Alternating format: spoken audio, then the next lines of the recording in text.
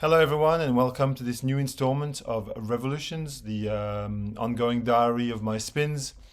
I think you know the drill. I've been on holidays for the past few weeks, so I spin more records, obviously. And so this is going to be, I think, a bumper edition. Normally, I show you about 20 records, and I have way more than that on my feet there. I hope you enjoy. Leave me some comments as usual. Interact with me. We do it for the interactions, not for the glory. I just happy to have some chats with you and respond to your comments in a timely fashion if I can. So I'm going to start because you're here for the records, obviously, not for my scintillating personality. So I was revisiting Sandy Bull's, I think maybe third or fourth record, I lose track, called A Pluribus Unum, which is from, I don't know, the mid 60s or so on and so forth.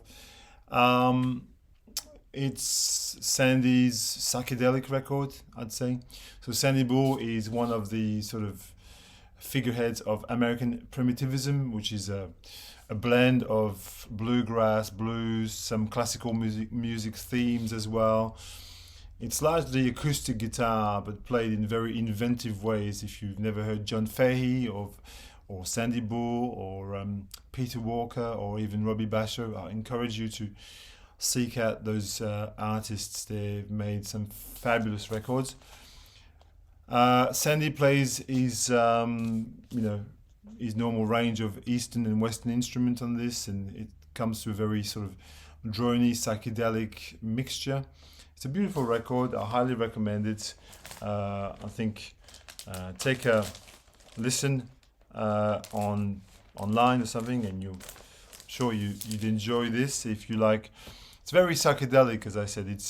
I think Sandy was probably very inspired by the current psychedelic scene in America, and just sort of made a record that followed that trend, I imagine. Then I revisited one of my favorite records slash bands, Can's Soon Over Babaluma, which is the record that they made after the departure of Damo Suzuki. It's prime Can, I reckon. It's just a beautiful record. Starts with two absolute bangers, Dizzy Lizzy, and Come Esta La Luna, both of which are just amazing. And the second side is not too shabby either. Quantum Physics is a great track too. I don't know, if you've never heard Can, and if you've got no exposure, this isn't a bad place to start. Although I would go for Future Days or AJ Bamiasi personally, but beautiful. Ambient, I'd say it's very ambient and very there's a pop quality to it which is undeniable. I also revisited this beautiful Lockdown record, which came out on the International Anthem label. It's Desron Douglas and Brandy Younger. So these two lived in Harlem in New York, and during lockdown they obviously couldn't go out or make money from doing gigs, so they started doing these lockdown sessions, brunch sessions, which were live streams, which they would just play tracks on request or just stuff that they'd been working on, just a double bass and a harp. And then it was released by International Anthem from the label from Chicago under the name Force Majeure. I've spoken about this record before. It's totally spellbinding, beautiful harp and double bass interplays. They do a version of The Creator is a Master Plan, for instance, by Pharoah Sanders, Leon Thomas. And there's a little bit of verbal banter in between the tracks. It's just beautiful. And one of these records that, lockdown was such a shock to everyone. It's like a document. Moving on, I revisited my copy of Gone One Land's Terra Incognita. Gone One Land are an outfit from Australia. This is a record from 1988, which is a tribal ambient record. It's got lots of synths mixed with didgeridoos. It sounds a bit like what the cover looks like. This is not the original press. The original press is a sort of black and white sleeve, but this is probably the second pressing.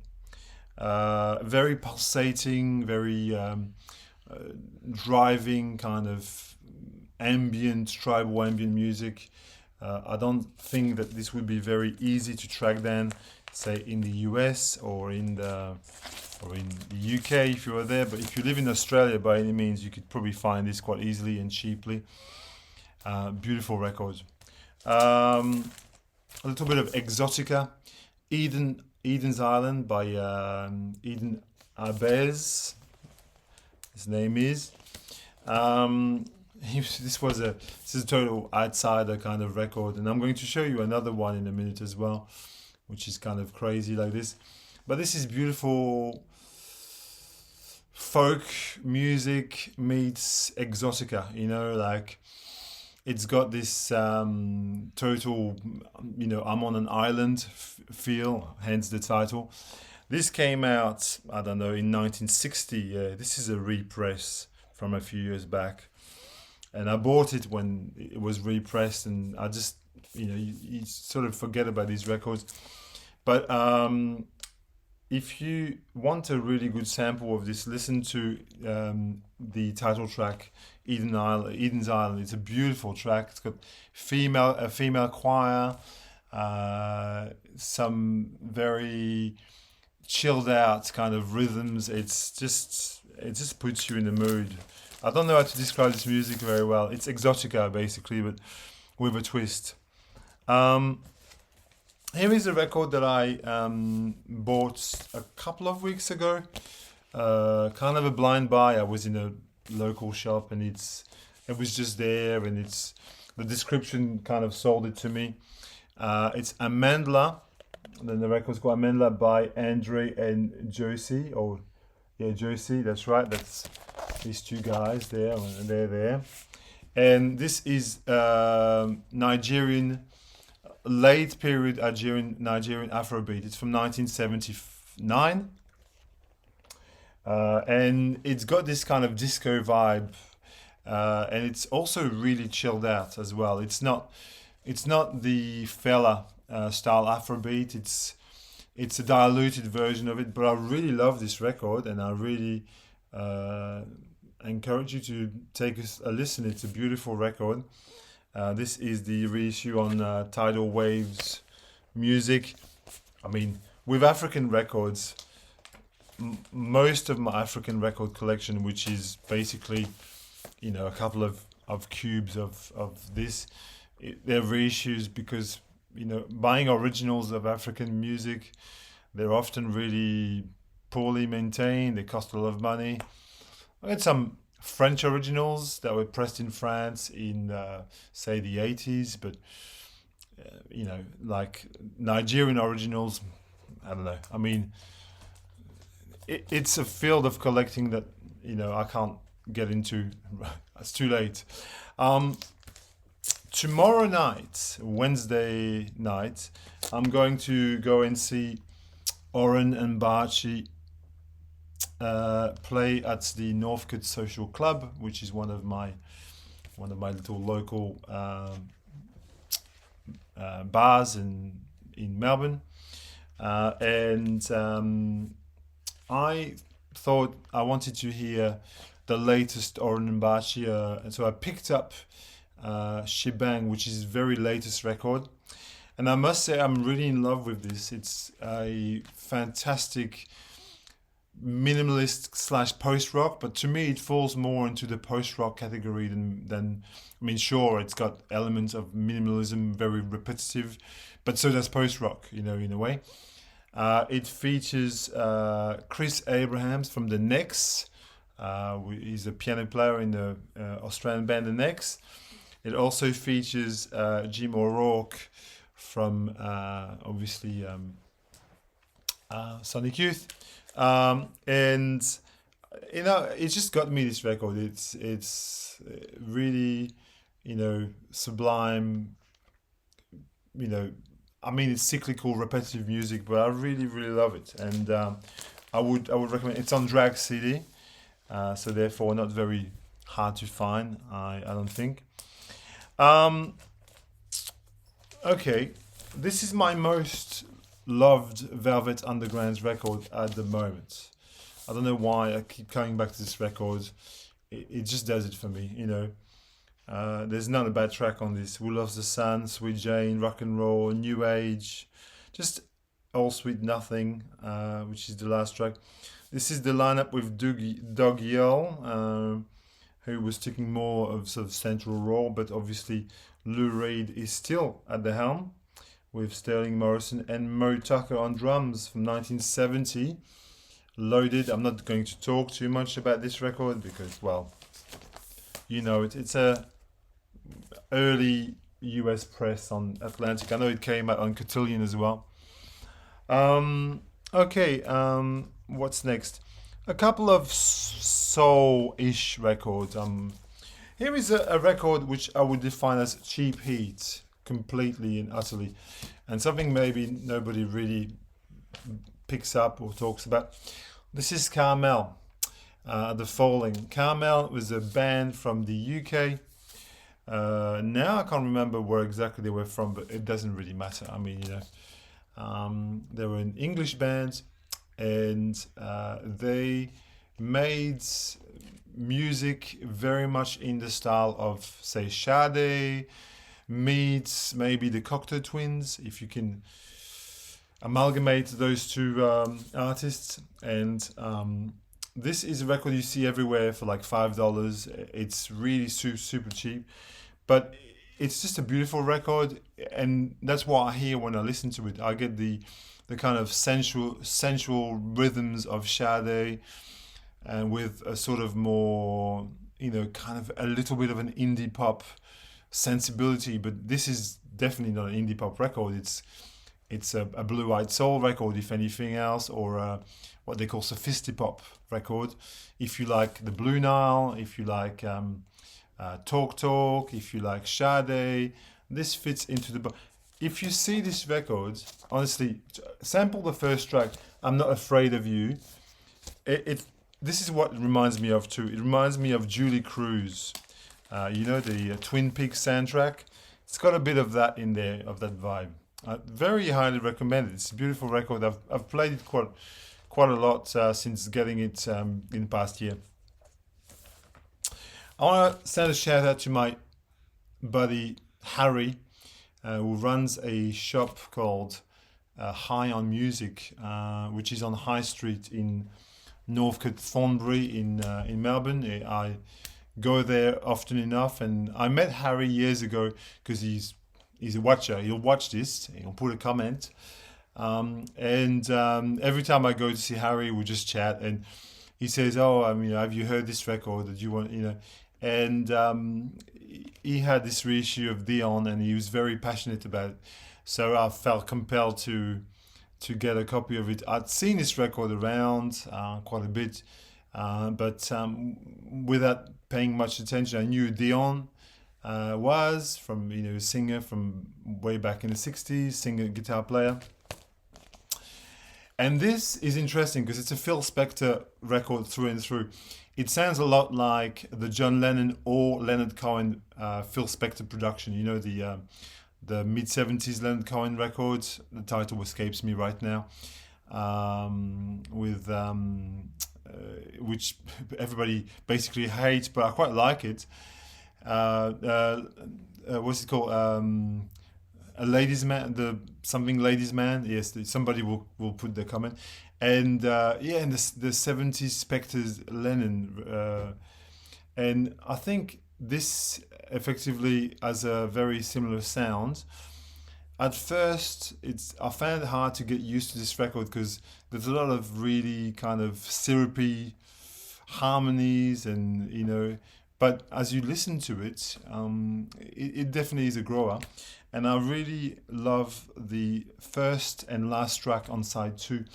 Now I was reading about this record after the fact, and Turns out that it was championed by Bobby Gillespie from Primal Scream. Jarvis Cocker thinks it's one of the best records ever made. Pete Townsend is a fan of the record, and it just prompted me to think, well, there must be something in there. So I'm not going to exactly say go out and buy this, but have a little sample and a little listen, because I think it may appeal to some of you. Here's a crazy record, Blue Jean Tyranny. Blue Jean Tyranny is a composer, arranger. I think he's in the Van Dyke Parks molds, with some Frank Zappa thrown into it, with some Lamont Young sensibility. He's a very eclectic. He was in the Stooges briefly. He was a friend of Iggy Pop and played in his band. And this is very hard to pigeonhole, this record. It's an avant-pop record with lots of avant-garde leanings.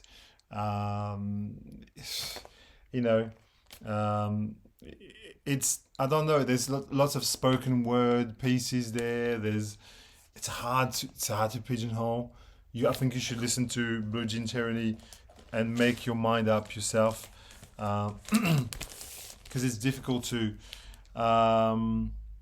There's a little bit of Frank Zappa meets, Van Dyke Parks, something like that. Here are a couple of local releases that I'm really enjoying from the past year or so. This is a compilation called Sky Girl. This label is fabulous. It's called Efficient Space. It's a label from Melbourne, and they release really interesting, obscure things. And on this, the focus is on girls. So you got tracks by Linda Smith and the classic Cold Cafe by Karen Marks, which is a classic post-punk track. If you live in Australia and you're into post-punk, you can't have missed it. It's a very and then mixed with things like Joe Tassini and Friends Wild Dream, which is a fabulous track. And so they do periodically these compilations, and this is Ozwaves, new wave, minimal synth kind of blend of things, but not just. It's got a lot of. I think it's tied by the geographical theme of being in Australia, but apart from that, it's a very loose concept. It's a beautiful compilation, and the function of good compilations. I should do a video on compilations, because there's a lot of really great compilations. But the function of a good compilation is actually to direct you to other places, or to inspire you to, like I was talking about the book about Chris Blackwell last time. You get a really good compendium of a scene, a snapshot, and you want to listen to the records. Another great Melbourne label is Left Ear Records. I don't know if you can see that. And this is a record from last year, reissued for the first time in 2022. No, 2021. Maybe it was 2021. I lose track of time. This is Picture Music. And Picture Music is a short-lived band from Brisbane. And they made an album on cassette in 1987. And it was never really released, and it was picked up and rediscovered by these guys who just find really, again, obscure, beautiful music. And it's a mix between ambient music, krautrock, rock, some jazz rock as well. You can hear some Weather Report, some Klaus Schulze, some John Hassel, kind of blended into a package here. It's beautiful, sort of krautrocky ambient record from 1987. So if you see this, just have a listen of it. It was recorded very lo-fi on a cassette 4-track, and therefore the sound quality, but not just what it's not amazing, but it's a beautiful sounding record. Um, in a totally different mood, I was watching Mark and John. Hello, Mark and John. If you're watching this, shout out to you both. You are some of the shining lights of the VC. You keep making those episodes which are just really a joy to watch. And John was talking about Les Liaisons Dangereuses, the Monk soundtrack, which was reissued just a few years ago, 2017, on Sam Records, and I really enjoyed that. This was totally inspired by your showing it in the video, so I have quite the Monk collection. Really, I've got enough Monk to last me forever. I think I don't think I would buy any more Monk, but when you've got them, you should listen to them.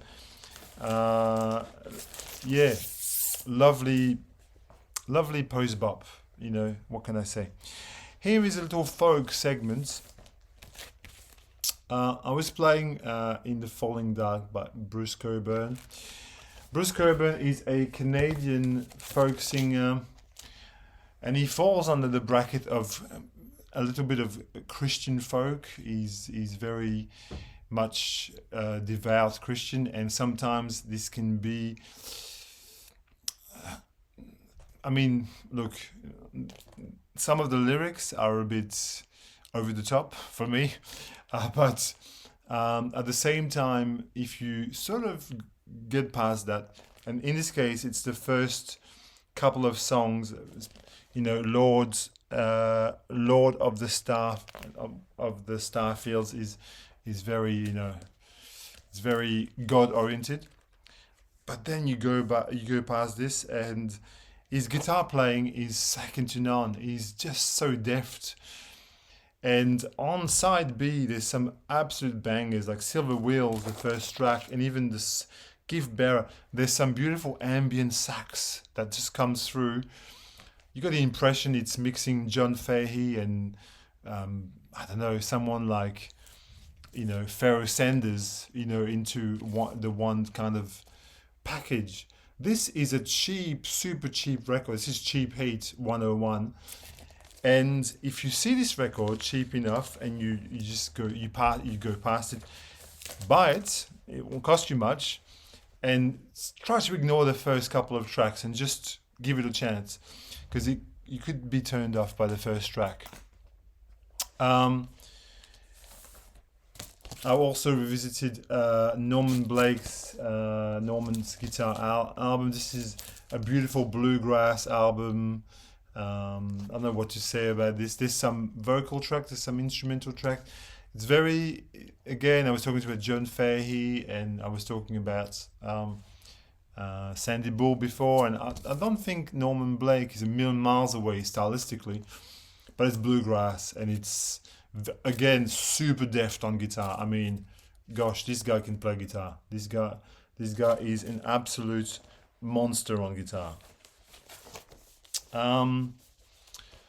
Already 23 minutes. Gosh, I'm talking a lot. Folk in another sort of manner. Okay, this is Bobby Brown, and the album is called The Enlightening Beam of Axonda. Very interesting character, very much outside of folk, but very interesting.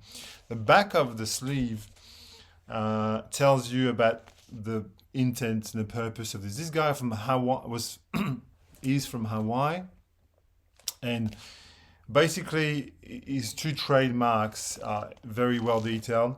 Number one, you've got the instruments, and so it says at the back, about 50 homemade instruments designed to be as small as possible and placed on racks so as to be played from one spot in a rotating standing position. Styles of many countries were adapted, such as Irish harp, koto, drums, thumb piano, flute, sitar, and dulcimer. So that's this first thing. So on the sleeve, you can see is rotating bench of instrument. And the second thing is the voice 6 octaves, possibly the greatest range ever recorded. He's not, he's not, I don't know if you've heard of Ima Sumac, but nonetheless, it's true. He goes from very high to very low. Um, it's a fantastic record. It's a psychedelic folk, outside the folk record, which was reissued by Light in the Attic, I want to say a couple of years ago, which you can obtain for not very much. And it's so good. It's, I don't know what I can compare it to, quite frankly. It has elements of, yeah, like 60s psych folk, but it's way more avant-garde than that. So, sorry, my descriptions are not very good, but I'm showing you the record and you can listen to it, which is cool, if you want to. Another oddity, which is a beautiful record as well, and also falls into this bracket of psychedelic folk, is the unique sound of the Psaltery by Bob Stewart on Argo. This is an English. He plays the dulcimer, as you can see there, and so you've got a mix between dulcimer and synth. There's a bit of Moog, as far as I can remember there. And this is from 1975 on the great English label Argo. And it's got this kind of Renaissance feel. He plays these old tunes, Green Sleeves, for example. So Henry Tudor, arranged by Bob Stewart. And so you've got a mix between a modern synth and this very traditional classical playing, which I love. It's a beautiful record. Picked up at Harry's store. I was talking about Harry before. Okay, continuing. Revisited the Ambient 4, Laragi and Boranino. It's funny because I was talking about this here, and they don't sound a million miles away, really. Laragi plays, again, the dulcimer in a really kind of hypnotic way on this. I couldn't tell you which track I like best on this because it's a suite of tracks, but all the ambience, the Eno ambient records, I would recommend, and this is no exception, although it's more a Laragi record than an Eno record. A couple of interesting guitar records here. This is from a couple of years back, 2019. I've already featured this record a number of times on this channel. Steve Hyatt, he was a photographer and guitar player, and he made records in Japan, and they were only issued in Japan. This was issued in 1983. It has a very kind of Durruti Cullen, Vinnie Riley meets a bit of Beach Boys kind of sounds fused. This record, it's a very lovely fusion of, if Vinnie Riley made happy music. I don't know if it's no. Vinnie Riley made some very, very happy tunes at times, but he's not known for that. There's more a Manchester miserable kind of sound to it. But this is beautiful. It's called Down the Road by the Beach, and he was a photographer. So you've got in there in this reissue a wonderful booklet of his beautiful photos that he took. I mean, like, the guy was super gifted as a musician, gifted, and as a photographer, super gifted. So I was replaying this, and this is a good segue to this record here, which is in a similar vein, very, very, very similar to that. It's Lou from The Morning. Lou is Sarah Hardiman. They are, I want to say she, but I think it's they. They're a Melbourne guitar player, and I sort of blind bought this at a local store, Ran and Ran Records, shout out to them, in Sydney Road in Brunswick. And this record was they've got a crate at the front that says, staff recommendations, or, staff loves. And this record was in there, and it was really super cheap. And it's an edition of 100 on clear vinyl. This one is. And I kind of like the idea of buying local records, especially when they're pressed in small quantities, because I like the idea of maybe one day they'll become classics, you know, or future classics. Um, Sounds very vain of me, doesn't it?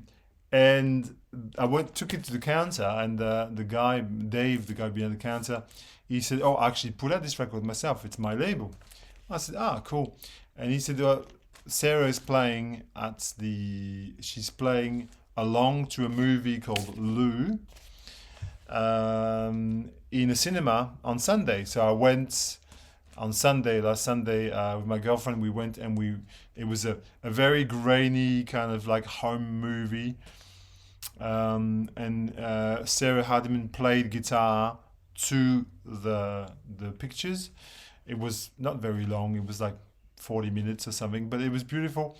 And so I got two things for the price of one. I discovered a beautiful Durruti Cullen-like record from Melbourne, and I went to see a nice gig, and it was interesting.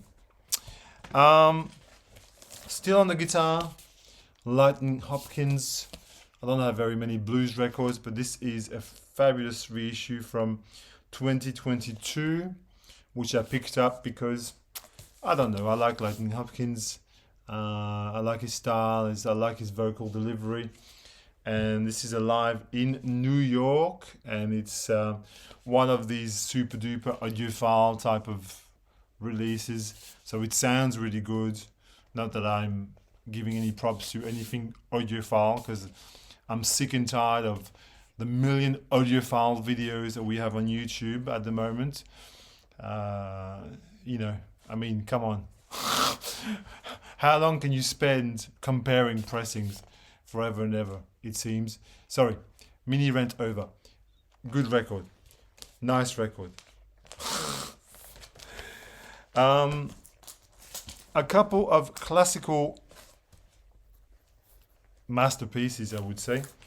I was playing last week or so the cello concerto by Elgar, which has got Jacqueline Dupré as the lead cellist. Jacqueline Dupré, very well-known English cellist, was married to Daniel Barenboim. Has been dead for many years, but nonetheless very, very influential cellist. And this is, I believe, the reference piece for this Elgar cello concerto. The second side has a vocal concerto with Janet Baker.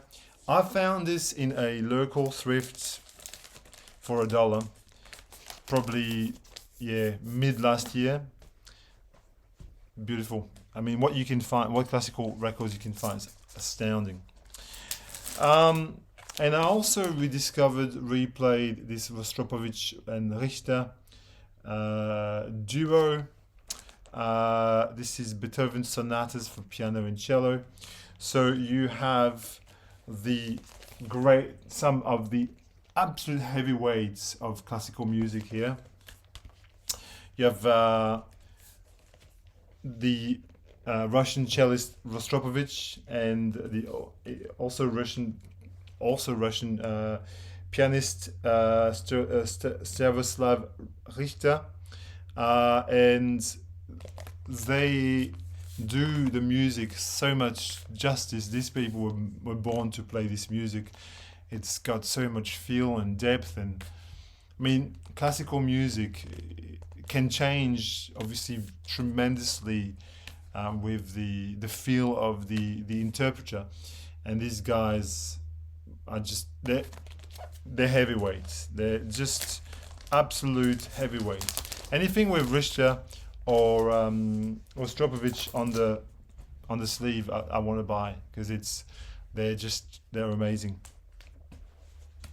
A revisit of Les Cinq Saisons by Harmonium, the Quebec folk prog band.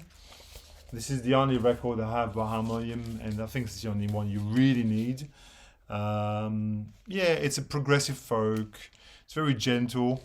I recommend the last track, which is called um, the second track. Yeah, it's. I think it's. Yeah, no, it's the other side. What's the last track called? Histoire sans parole. It's 17 minutes long, and it's a beautiful progressive folk epic, basically. And this is from 1975 on Gamma Records, original pressing from Canada. In the same time period, not the same vein, but progressive as well, I revisited Henry Cow's. What's the name of this record? There's three of them with the sock. Unrest. The Rock in the Position band with Fred Frith on guitar, John Greaves on bass and piano, Chris Cutler on drums, Tim Hodgkinson on organ, and some bassoon and oboe and recorder from Lindsay Cooper. Maybe it's the best of the three socks. Here you got Leg End, In Praise of Learning, and you've got this one. I think that's the one I would come back to the most. It's maybe the most melodic, the one it's got maybe the least avant-garde of the three, I'd say. I also made time to revisit Time Wind by Klaus Schulze. Fantastic, pulsating, progressive electronic record. I mean, so many of these like early Schulze records are worthy. Irrlicht, Cyborg is a masterpiece. Then you've got Black Dance. You've got, and obviously Time Wind, which is here. This is obviously a later reissue. It's still on Brain, but it's the black Brain, not the beige Brain or the green Brain. And yeah, just excellent. I mean, if you've got this record or records by Klaus Schulze and you've not played them for a while, I'd encourage you. Here is a great library record that was reissued a couple of years back, 2019. Mario Nasimbene, Psychorama. Yeah, I think this is not your standard fare library record. It's more, I would say, I think somewhere on the hype sticker a while back, it had something, not on this hype sticker, but I read somewhere if you put music for airports and selected ambient works by FX Twin together, you'd get to a similar kind of sound. And I tend to agree. The tracks are very short. That's the issue. You got lots of tracks, and I think sometimes the ideas could be more finished. They could go further. But library music is that often they're very short tracks. They're never really long tracks. I was talking about the Durity Cullen before, and I spun some. This is Amigos em Portugal, which is largely a piano affair rather than a guitar affair. Lots of piano on this. One of the Durity's best. I was talking about Vinnie Riley before, so guitar player from Manchester. And yeah, I love this record. It's sublime. It's very, very nice. Here is a local record which is a masterpiece in my opinion. Came out in 2022 and I bought it really just about when it came out. I was sort of browsing in one of my favorite record stores, and I was just like the whole package just sort of struck me.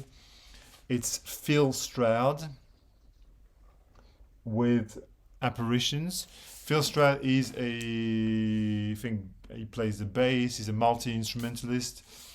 He lives in Melbourne, but I think originally was from Western Australia. Maybe I'm wrong. And on this, he's made an absolutely amazing ambient in the John Hassell, Peter Gabriel vein record. It's a double album. there's not a bad track on it. It's hypnotic. It's really, it's such a beautiful record, and I would just really highly recommend this record. It's fantastic.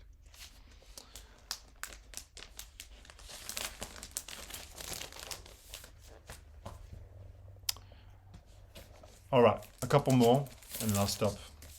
Drexciya, some Detroit techno. This is the #1 compilation. There's like 3 or 4. Journey of the Deep Sea Dweller. These guys are some of the most innovative, techno makers. There's something, I don't know if I can talk about this, if I can do it any justice. I like Detroit techno, but I don't feel I know enough to tell you about it. I have the key records, all the Drexciya and the Plastic People, and like I have a lot of these records, but I don't know if I can, Kenny Larkin, and but I don't know if I can talk about it wisely enough. All right, sorry for cutting the last part of the video abruptly, and I had something to do, and I am now finishing off this video with a bunch of CDs. I think I play a lot of CDs, and it's nice to share them sometimes. Solange, a Seat at the Table, the 2016 masterpiece, really. Great pop, soul, R&B records, very forward thinking. Just a beautiful album. If you've never heard it, it's really great. Dots and Loops by Stereolab, which I spun last week. When I do jobs around the house, sometimes I had to repaint my hallway and stuff. Put CDs on. It's much easier and less fiddly than putting records on. This is a phenomenal Stereolab record. Most of my Stereolab albums are on CD because that's the way I got them. And I've not bothered replacing any of them into vinyl. So this one I really love. Some French, what would you call it? Zoul, progressive jazz rock. Benoit Wiedemann, Stress from 1980. Oh, I don't know, 1981, or maybe even late 70s. Benoit Wiedemann was in Magma, as you can see there. This is a really excellent jazz rock record. Lots of Fender Rhodes, lots of very serpentine kind of playing, all over the map. Beautiful stuff. The next, Hanging Gardens. The next are a long time Australian jazz band, post-rock jazz band, and they're a trio made of these 3 guys: Chris Abrahams, Tony Buck, and Lloyd Swanton. I actually talked about Chris Abrahams when I was talking about Oren and Barchi before. This is the best record, probably, Hanging Gardens. Their trademark is to play a really long track and record it. This is a 60-minute track. And it's very, in the style of post-rock, it's very textural, organic, kind of just moves slowly, but it's beautiful. This one, which I hear is being reissued as a classic Blue Note, Bobby Hutcherson and Harold Land. Classic Blue Note, killer vibes record. Very dynamic, very, playful record. Lloyd Miller and the Heliocentrics, absolutely fantastic spiritual jazz record with Dr. Lloyd Miller, who spent a long time studying Persian music and Persian language and mastering the craft of Persian music, teaming up with Britain's best jazz funk outfit, the Heliocentrics. Results are Dynamite, an African record, The Dawn of Awareness by Mono Mono, which is, I think, a Nigerian record, I want to say. I'm not sure. I think it's Nigerian or from Ghana. One or the other. Where was this recorded? Produced by Johnny Astrup. Maybe it's from Ghana then. Okay. Beautiful record. The Dawn of Awareness on Sandway. David Sylvian, Blemish, which has just been reissued on record as well recently, with the lovely and somewhat abstract collaborations by Christian Fenez, the Austrian electronic musician. The title track especially is a good example of that. Caribou with Swim, one of his best records, if not his best record, with the killer Odessa and Sun and Bowls. Great tracks. Odessa is an amazing opener. The Blue Nile, A Walk Across the Rooftops, excellent British sophisti-pop. Yeah. This is a record that works best in the evening. Take my word for it. Play it in the evening. Rest in peace, Mimi. Again, The Curtain Hits the Cast. Astounding low record. An ECM classic. Wichitaito, Jan Garbarek, Bobby Stenson, Paul Danielson and John Christensen. A killer lineup of Swedish and Danish musicians. Amazing record. Beautiful sort of ambient jazz. And the last thing I'll show you is this Oxmo Puccino classic French hip-hop record from the, I want to say, the late 90s, 98. In the top 10 all-time French hip-hop records. Oxmo Puccino, Opera Puccino. Excellent. Conscious hip-hop. Great lyrics. Okay, I'll stop here. It's a very long edition. You don't have to watch it all. But that's the way it is. Okay, take care everyone. Love you all.